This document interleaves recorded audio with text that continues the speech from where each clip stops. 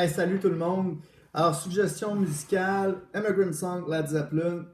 Puis évidemment, je pense qu'on peut se dire Led Zeppelin au complet est une suggestion musicale. Je pense que cette quarantaine est une belle occasion pour nous tous d'écouter de la belle et bonne musique, étant donné que c'est facile de faire ça à la maison. Puis en plus de nos jours, on a accès à tout ça facilement. Alors, bienvenue sur ce premier vidéo de la série André et brisé l'isolement. J'espère que ça va vous plaire. Puis comme évidemment vous le savez, c'est complètement en dehors de tout notre cursus. Puis c'est juste parce que j'ai un contact avec vous, puis on se connaît, veut pas un peu, puis que je vous ai offert le service. Fait que c'est entièrement optionnel. Ça peut pas être plus optionnel qu'optionnel. Ça n'a même pas rapport en fait. Puis je tiens à préciser ça. Là, je le fais à titre personnel. Puis l'école n'a pas rapport avec ça, l'institut n'a aucun lien avec ça. Puis ce que je dis, je le dis en mon nom propre, puis c'est en dehors de tout ça. Alors, je voulais juste essayer de clarifier ça.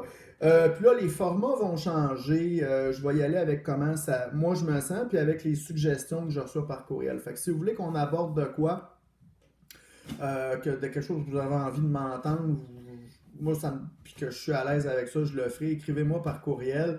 Puis moi, je vais y aller avec cet échange-là qu'on va avoir ensemble. Puis on va briser notre isolement de cette façon-là. Toujours commandité par Bushmills. Ça prend du gros budget pour faire ça, évidemment. Alors aujourd'hui, je vais commencer. J'ai trouvé le titre de cette vidéo-là, puis j'étais assez fier de mon idée. Ça va être la saga du PQ. Hein? Évidemment, ça n'a pas rapport avec le. Et puis c'est inspiré d'une réflexion qu'un de vous m'a fournie. J'ai appelé ça la saga du PQ. Évidemment, ça n'a pas rapport avec le Parti québécois, bien que le Parti québécois soit riche en saga, hein, en changeant de chef aux 5 minutes, mais est plutôt au papier de toilette. Alors, on a tous vu ces scènes ou vécu en première rangée ces scènes où les gens se ruaient dans les Costco, les épiceries, les pharmacies pour se stocker de papier de toilette.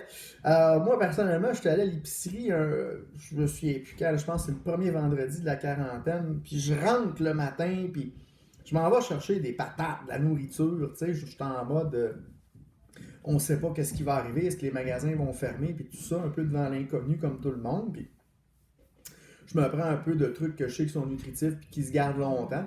Là, je vois du monde, dans la rangée des papiers de toilette, c'est plein de gens, puis il y a du monde sur le carrosse, c'est plein de papier de toilette. Ah, ok, je veux dire, c'est bon. Je pense qu'on a tous été un peu troublés par ça.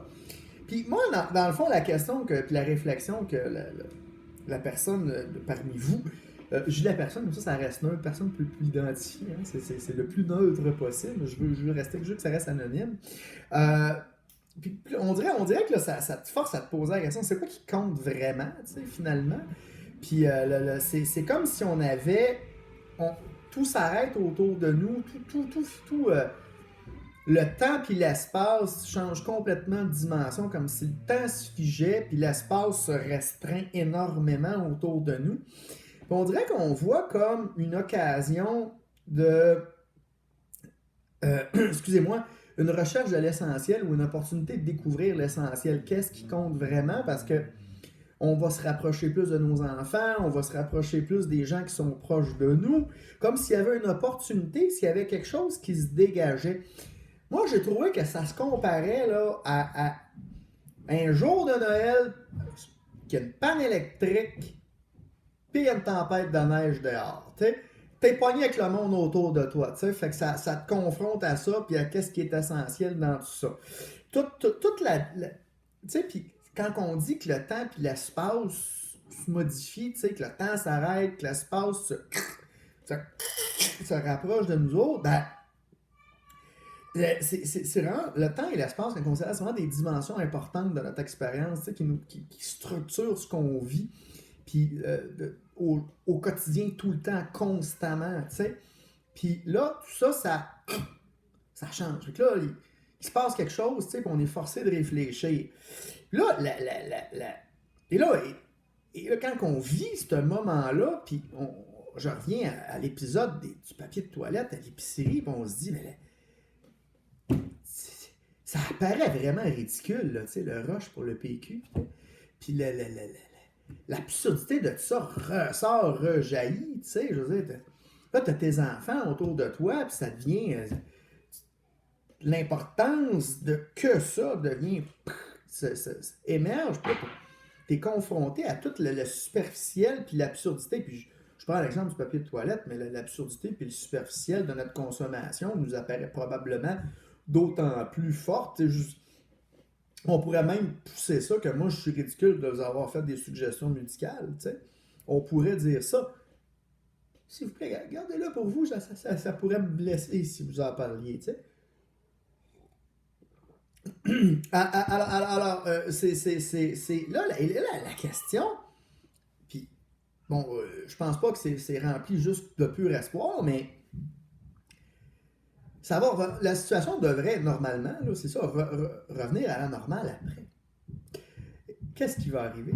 Est-ce que les gens auront appris de cette expérience-là? D'avoir été, tu sais, cette opportunité-là de ressaisir l'essentiel, est-ce qu'elle va nous... Tu sais, qu'est-ce qui va arriver avec nous autres? On va-tu, quand que ça va réouvrir, là, hein, puis que tout le monde va rire de tout le monde sur le papier de toilette, comme si personne n'avait rushé dans les épiceries pour aller chercher... On va-tu, tu sais, c'est-à-dire avoir appris de cet essentiel-là? Tu sais, bon, c'est sûr on peut spéculer, puis on le sait pas, là, on n'a aucune idée de ce qui va arriver. Puis mais imaginons la victoire du papier de toilette un instant, tu sais, puis je vous invite à faire cette réflexion-là. Je dis pas que ça va arriver, là. Ça se peut qu'il y ait des, tu sais, que collectivement, on ait une prise de conscience. Est-ce que ça va être ça? Je ne sais pas. Mais imaginons que ça ne le soit pas. Qu'est-ce que ça veut dire sur c'est qui? Tu sais, c'est qui nous sommes, nous? Puis là, on peut se poser la question que générique, l'être humain en général, l'être humain moderne actuel, ou l'être humain, le Canadien, le Québécois, le Montréalais, le Longueuillois dans mon cas, mais bien que j'aime pas être affublé de cette épithète, parce que je viens de Montréal et c'est des circonstances qui m'ont amené à vivre à Longueuil, hors de mon contrôle. Alors, comment on apprend, nous, en tant que nous, nous collectif, là, tu sais, puis on est fiers de nos valeurs, de qui on est souvent en tant que collectivité, en tant que communauté. Puis là, bang, tu vois tout le monde rusher pour le papier de toilette, bang, tu vois une opportunité de plus rusher pour aller chercher du papier de toilette, la machine elle repart, tout le monde se pitch pour aller chercher du papier de toilette. Tu sais? Alors, c'est peut-être ça, c'est la réflexion que je voulais, qui m'a été inspirée dans ce premier vidéo. Là, je veux pas juste parler de réflexion aussi. Je change de sujet un peu, mais un peu dans le même ordinaire en même temps. C'est la page Facebook que j'ai créée pour le groupe. S'il y en a qui ne sont pas capables d'y accéder, contactez-moi par courriel, on va ajuster ça. J'ai mis les temps modernes de Charlie Chaplin, YouTube. C'était 1h30 de film. Bon, si vous voulez pas les tout complets, écoutez-le pas au complet. Je pense que le début puis la fin sont vraiment malades. C'est vraiment du bon cinéma. Je sais que c'est vieux, je sais que c'est muet, mais les séquences du début montrent pas mal l'idée générale du film. Puis à la fin, vous avez Charlie Chaplin qui fait un show de danse en patin à roulettes, en chantant. C'est la première fois qu'il parle au cinéma. C'était écœurant. Ça mérite d'être vu. Puis le message du film aussi est vraiment intéressant sur justement c'est quoi cette modernité-là. Là, vous voyez le pont avec la réflexion que je fais, puis en riant en même temps, ça reste drôle de le voir se péter la gueule. En tout cas, moi, quelqu'un qui se pète la gueule, ça me fait rire. Fait que lui, de le voir faire ça, ça me fait rire. Ces clowneries me font rire. Et puis, fait ça pourrait être intéressant de dire, OK, on a tout créé cette industrie-là, cette machinerie-là pour nous aider. Dans le fond, qu'est-ce qu'on fait? Ça revient à poser la même question sur qu'est-ce qu'on va apprendre de tout ça? Qu'est-ce qu'on va apprendre de ce qui nous arrive? En d'autres termes, là, je vais arrêter ce sujet-là, puis parler peut-être... j'ai envie de mettre des anecdotes historiques dans mes petites capsules. Fait qu'aujourd'hui, celle que j'ai choisie, c'est celle qui m'est venue en tête, puis j'ai décidé d'en parler. Je vais vous parler de Winston Churchill, ceux qui ont Netflix en passant. Il y a un film avec Gary Oldman qui joue Churchill sur le début de la Deuxième Guerre mondiale, quand Churchill se fait nommer premier ministre, puis à peu près les 10-15 jours, je n'ai pas compté exactement, les 10-15 premières journées, où sa volonté que la Grande-Bretagne se batte jusqu'au bout, là, jusqu'au dernier Britannique, là, on ne lâchera pas Hitler, on va se battre jusqu'au bout. Tout le processus politique où il a fallu qu'il aille chercher l'acceptation autour de lui de ça, que ce soit la politique anglaise, la politique britannique, dans tout ça. Et puis, Gary Oldman est superbe là-dedans. Puis là, c'est pas une citation, il y a des discours de Churchill fantastiques là-dedans, deux précisément, là, à la Chambre des communes, là, c'est de l'anglais, c'est sublime.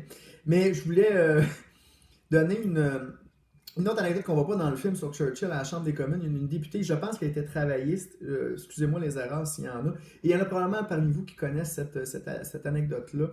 La femme dit à Churchill, si j'étais votre femme, j'empoisonnerais votre thé. Et Churchill lui aurait répondu, si j'étais votre mari, je le boirais. Alors là, ben non, évidemment ici, là, moi ça me fait rire, là, parce que le jeu d'esprit est beau. Hein? Puis aussi, comme quelqu'un m'a fait penser récemment, c'est qui gagne, tu sais? Parce que lui, il meurt, tu sais, mais il a eu le dernier mot, mais il meurt. C'est pas elle, qui a raison dans ce beau jeu d'esprit-là? Qui gagne vraiment, tu sais? La question se pose. Alors voilà, évidemment, vous pouvez aussi, ceux qui vous prendront le temps d'aller sur la petite page Facebook que j'ai faite, si ça vous tente de jaser de cette anecdote-là de Churchill en général, ou du début de la Deuxième Guerre mondiale, ça vous tente. D'ailleurs, je peux aussi faire une capsule là-dessus si ça vous intéresse la prochaine fois. Vous signifiez vos intérêts soit par courriel ou sur la page Facebook. Puis comme là, j'ai peut-être été trop dry aujourd'hui en parlant de cette réflexion-là sur comment allons-nous apprendre collectivement de cette situation. Est-ce que ça sera la victoire du papier de toilette? On verra bien.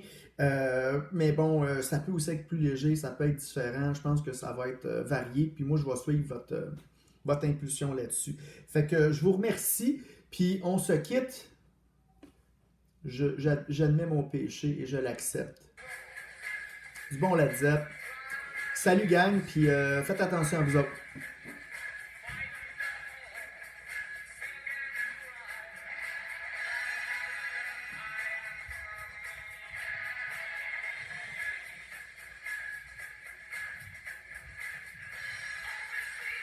Je voulais attendre que Robert il monte son pitch pour vous laisser pour vrai. Salut.